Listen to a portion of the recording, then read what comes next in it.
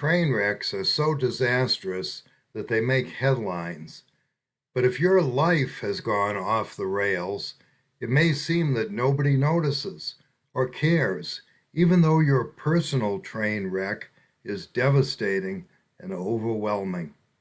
And you may have given up hope of putting things back together again. Please don't give up. Jesus heals broken hearts and broken lives. He's done it for others, and he can do it for you.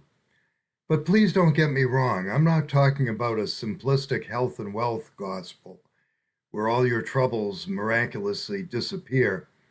Jesus himself suffered ridicule and mocking, was beaten and bloodied, and died a painful death on the cross, and he calls us to follow the same path. He said, "In the world you have tribulation, but take courage. I have overcome the world." He won the victory over sin and death, rose from the dead, and is seated at the right hand of God the Father, where he now holds all power in heaven and earth. And he wants to give you meaning and purpose for your life, to take away the chaos, and to give you the peace and joy to courageously face life's challenges. How? Let's look at the answer he gives in the pages of the Bible.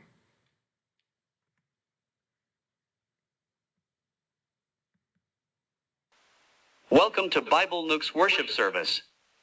Pastor David Reed has authored numerous books, served as a contributing editor of Dr. Walter Martin's Christian Research Journal, taught at Spurgeon's in London, and pastored Emmanuel Baptist Church in New Bedford, Massachusetts. He now provides these worship services for individuals at home, and free to use by small groups and churches.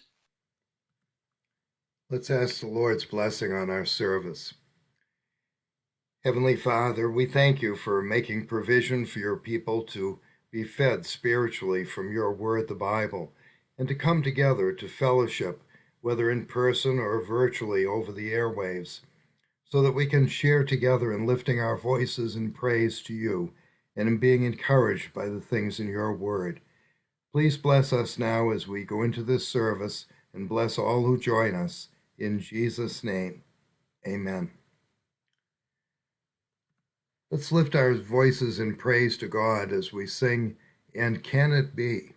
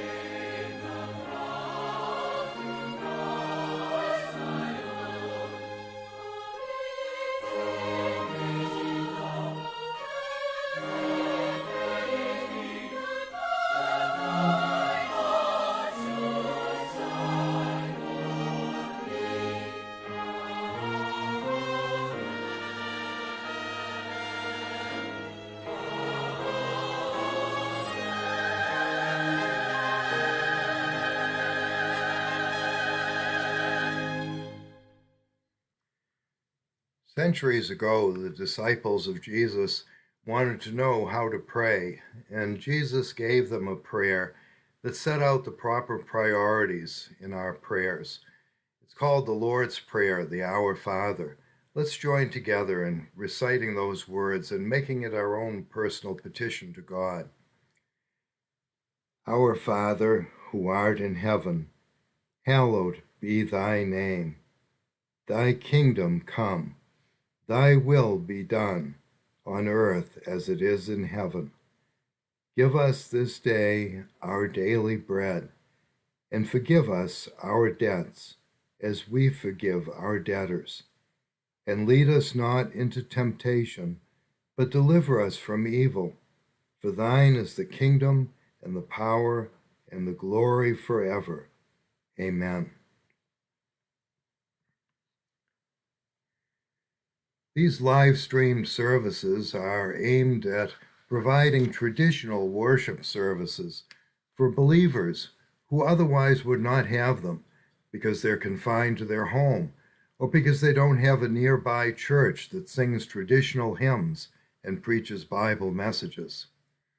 And these services are also aimed at reaching the world with messages proclaiming and upholding the gospel of Jesus Christ. After the live service on Sunday mornings, our messages remain online and continue to reach thousands of people across the country.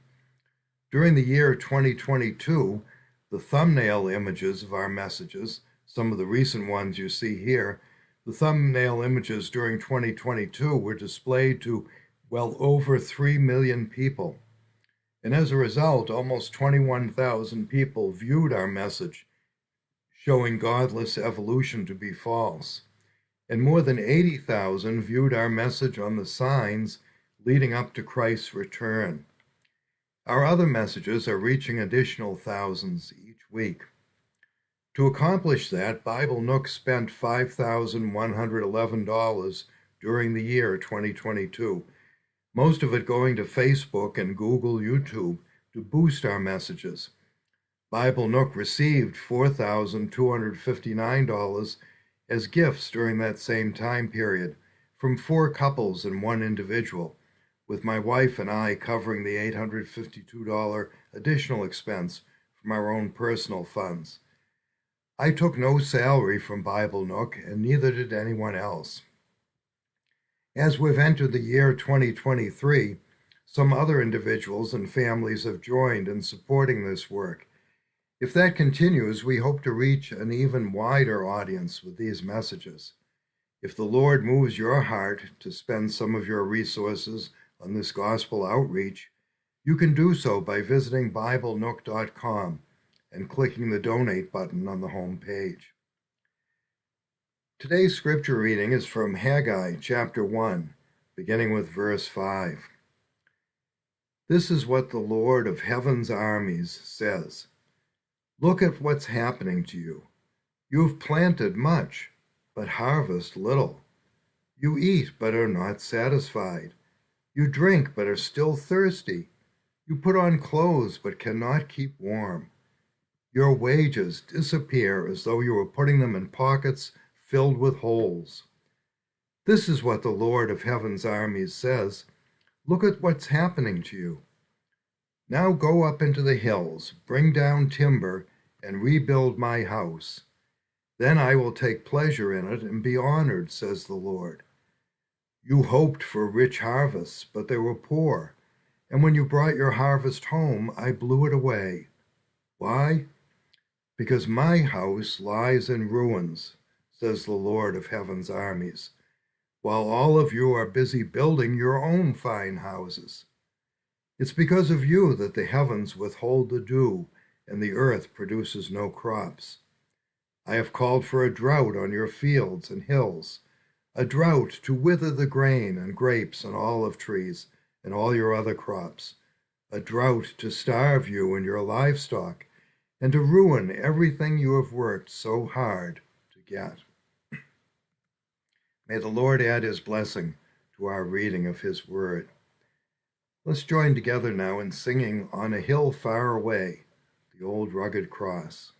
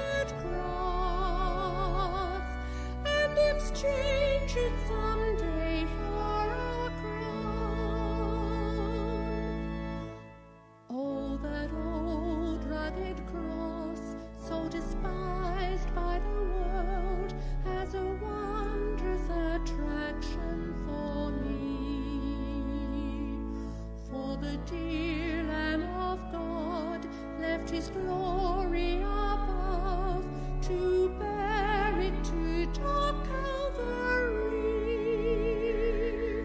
So I'll cherish the old rugged cross till my trophies at last I lay down. I will cling to the old rugged cross and exchange it someday for a crown. In the old rugged cross, stained with blood so divine, a wondrous beauty I see. For 'twas on that old cross Jesus suffered and died to pardon and sanctify me. So I'll cherish the old rugged cross till my trophies at last I lay down. I will cling to the old rugged cross and exchange it someday for a crown. To the old rugged cross I will ever be true, its shame and reproach gladly bear.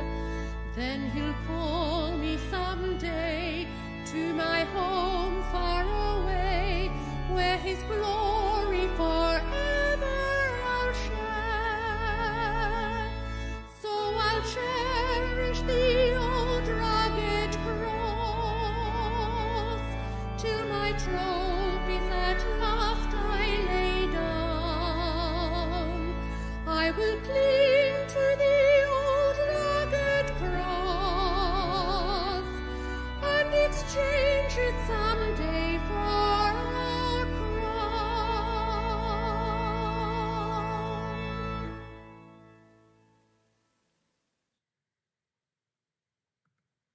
Train wrecks are so disastrous that they make headlines. But if your life has gone off the rails, it may seem that nobody notices or cares, even though your personal train wreck is devastating and overwhelming. And you may have given up hope of putting things back together again. Please don't give up. Jesus heals broken hearts and broken lives. He's done it for others, and he can do it for you. But please don't get me wrong. I'm not talking about a simplistic health and wealth gospel where all your troubles miraculously disappear. Jesus himself suffered ridicule and mocking, was beaten and bloodied, and died a painful death on the cross. And he calls on us to follow him on the same path.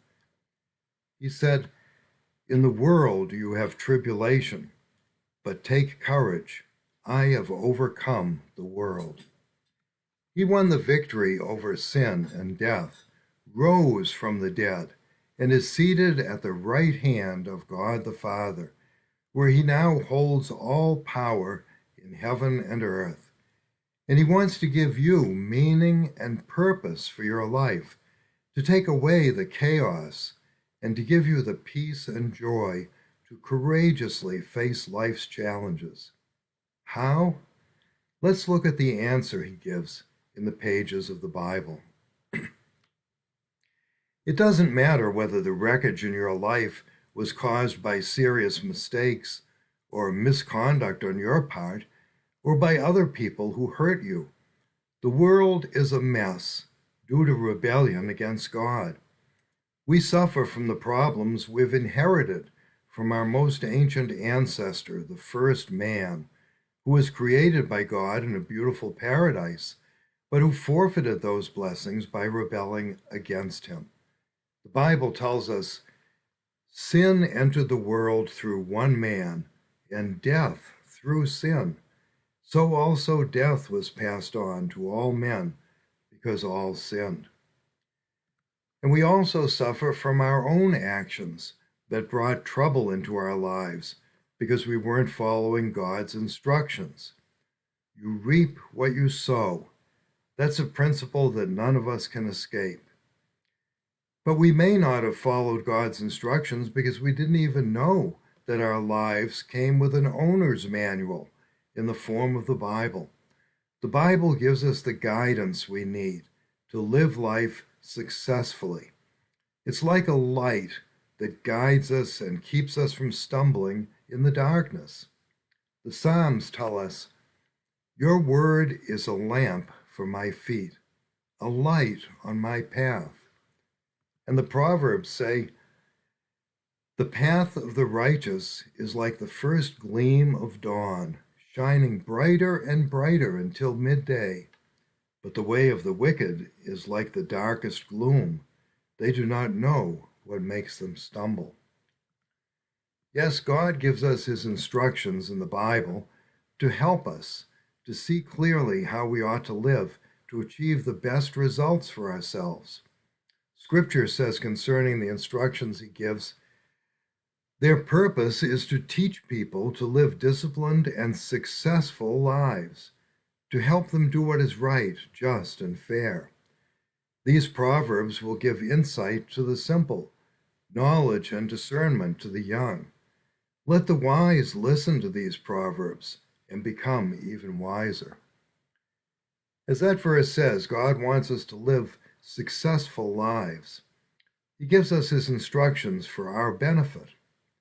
God says, "I am the Lord your God who teaches you for your benefit, who directs you in the way you should go. If only you had paid attention to my commandments, your peace would have been like a river." But it's not too late. If your life is a mess due to following the ways of this sinful world instead of following God's ways, then consider this message you're listening to now as God reaching out to you to bring you healing and help. He heals the brokenhearted and binds up their wounds. Many of our troubles may have been caused by other people who also simply didn't know God's instructions, or other people who maliciously sought to cause us harm. When the man written about in the Old Testament book of Job suffered the painful loss of his family and painful affliction in his body, Job's friends told him it was his fault, that he brought the mess upon himself. But the Bible pulls back the curtain to show that it was an invisible enemy who hurt Job so badly. And the book of Job shows how God healed Job of his painful illness, gave him back even more than he had lost, and restored his joy in life. And the New Testament records countless examples of how Jesus turned people's tragic lives around and replaced their misery with peace and joy and hope. One was a woman who had gone through 5 husbands and was then living with a man without the benefit of marriage and was living a life of drudgery.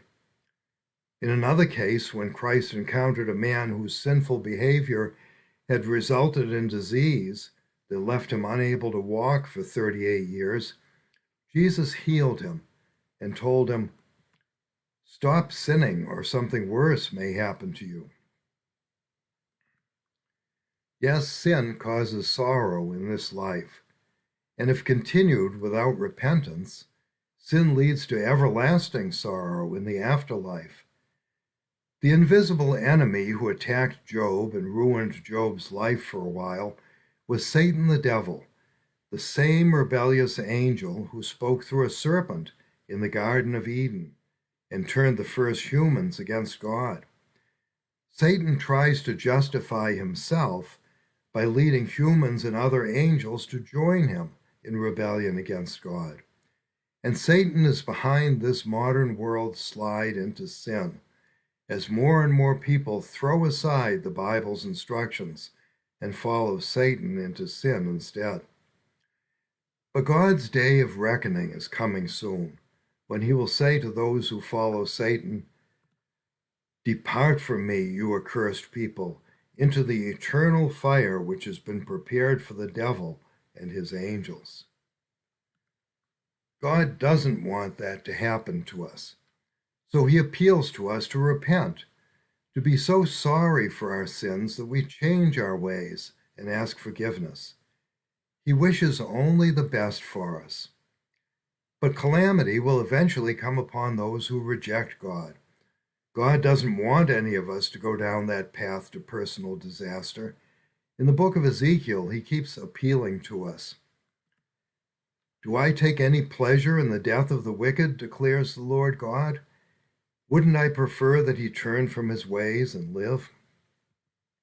For I take no pleasure in anyone's death, declares the Lord God. So repent and live. As surely as I live, declares the Lord God, I take no pleasure in the death of the wicked, but rather that the wicked should turn from their ways and live. Turn from your evil ways. Yes, pursuing evil ways leads to evil consequences.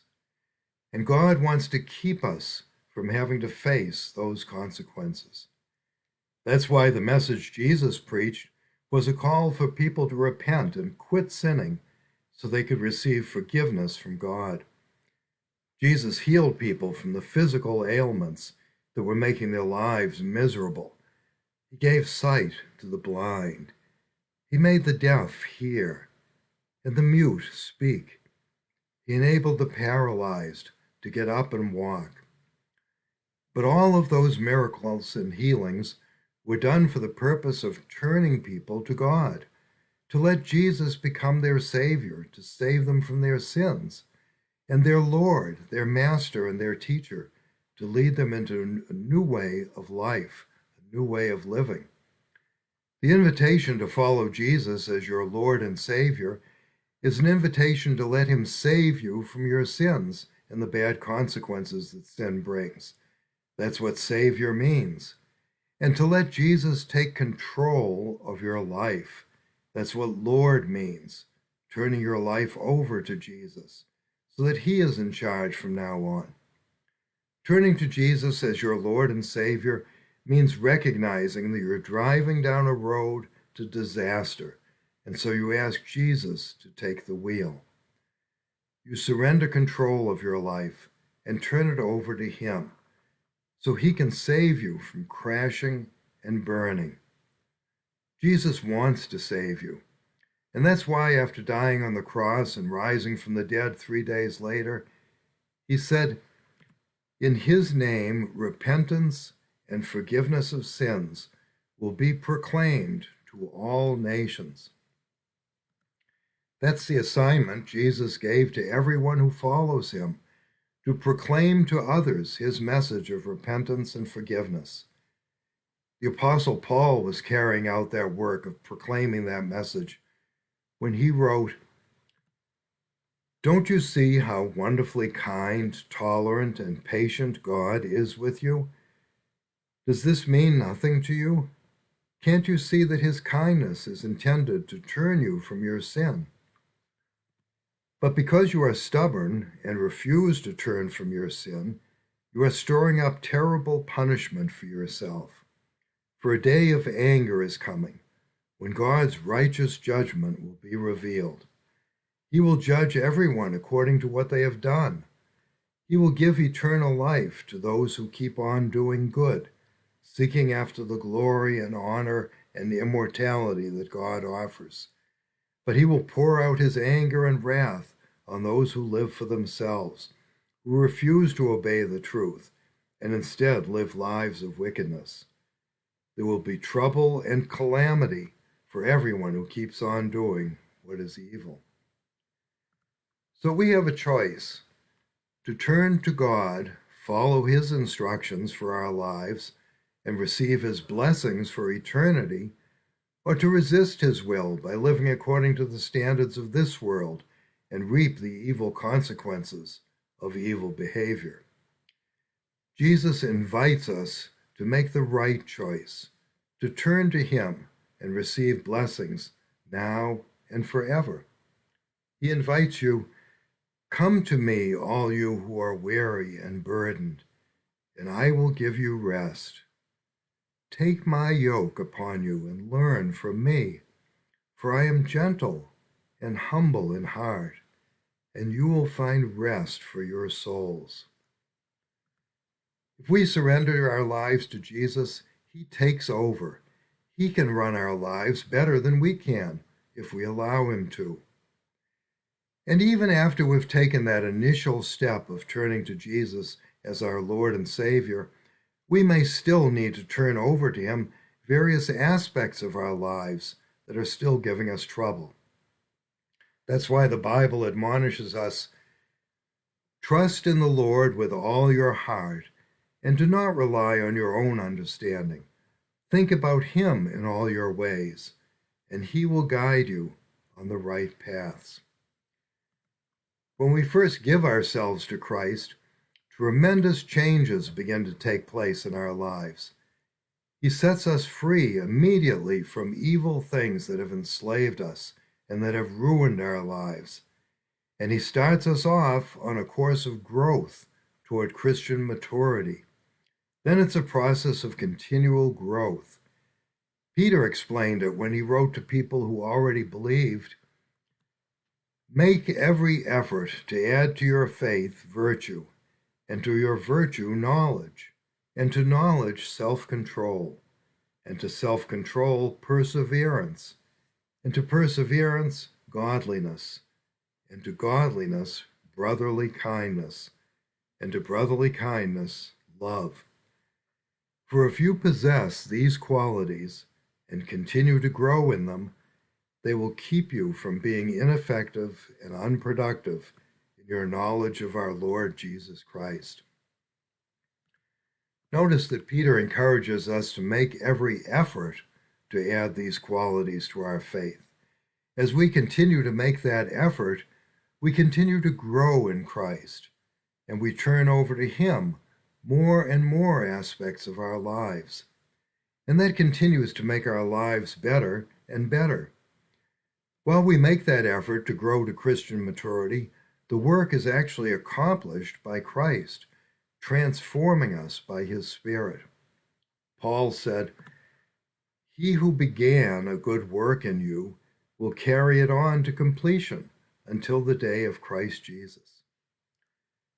Yes, Jesus begins to transform us when we first put our faith in him, and he continues to work on us until he completes it.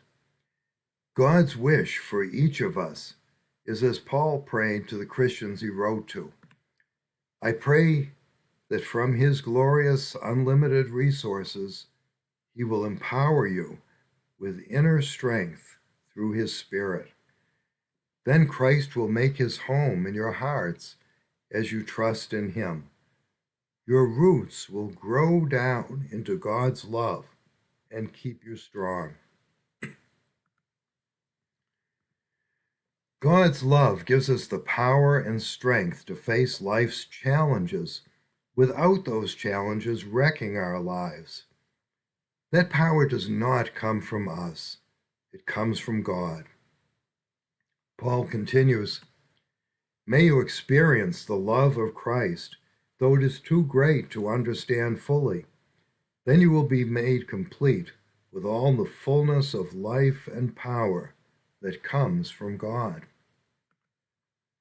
We on our own don't have the strength or power to achieve victory in this world, but Christ has already won that victory. And Christ's power is greater than anything we could imagine. He puts that power to work within us to accomplish things we would ordinarily see as impossible. Paul adds that God is able, through his mighty power at work within us, to accomplish infinitely more than we might ask or think. Trust in Jesus Christ now to transform your life. He will bless you in ways that you can't even imagine. Let's pray. Heavenly Father, we thank you for showing us your power in the Bible when you parted the Red Sea, when you made the waves and wind to stop as they were rocking the boat that the apostles were in. We thank you, Lord, for showing your wonderful power throughout the universe as we look up at the heavens and see the galaxies and stars that you've made. And we thank you, Lord, that your power is still there, working in our lives when we turn our lives over to you. We thank you, Lord, that your mighty power is still at work in making our lives more pleasant, more successful, more agreeable, and in giving us the wonderful hope, the assurance of everlasting life. And we thank you and praise you in Jesus' name. Amen. Let's join together in singing, "What a Friend We Have in Jesus."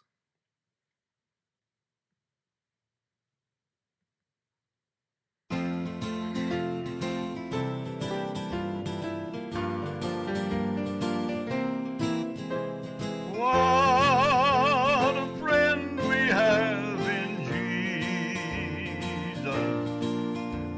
All our sins and griefs to bear. What a privilege to carry everything to God in prayer. Oh, what peace we often forfeit. Oh, what needless pain we bear. Oh, because we do not carry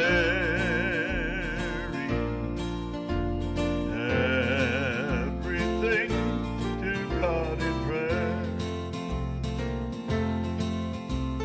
Have we trials and temptations?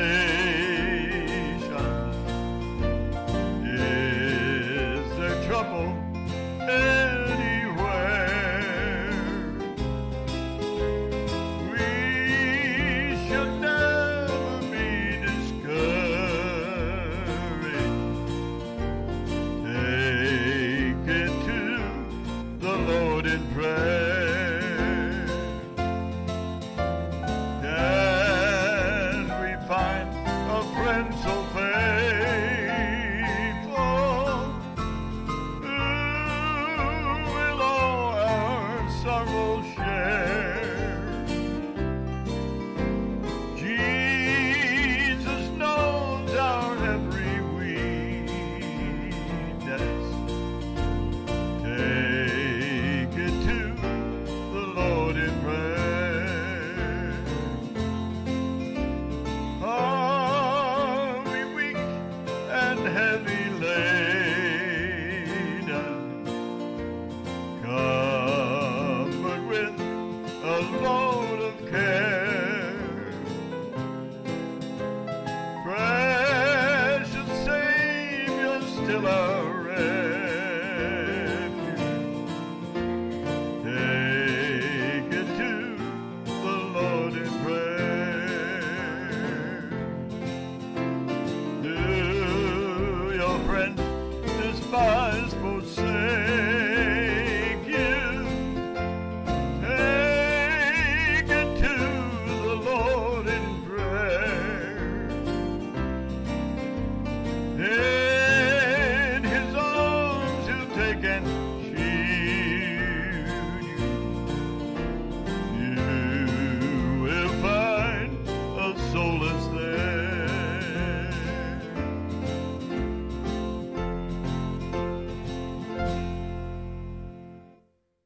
Heavenly Father, thank you for lifting our hearts and minds toward you by this review of the scriptures and by the beautiful music giving honor and praise to you. We thank you, Lord, for blessing us and strengthening us through your word and through the fellowship that you call us to with fellow believers. And we pray, Lord, that you'll help us now to carry throughout the week your word in our hearts and your gospel on our lips to share with others. In Jesus' name, amen. God be with you till we meet again. God be with you till we meet again. By his counsel guide uphold you, with his sheep securely fold you. God be with you till we meet again. Till we meet, till we meet, till we meet at Jesus' feet. Till we meet, till we meet. God be with you till we meet again.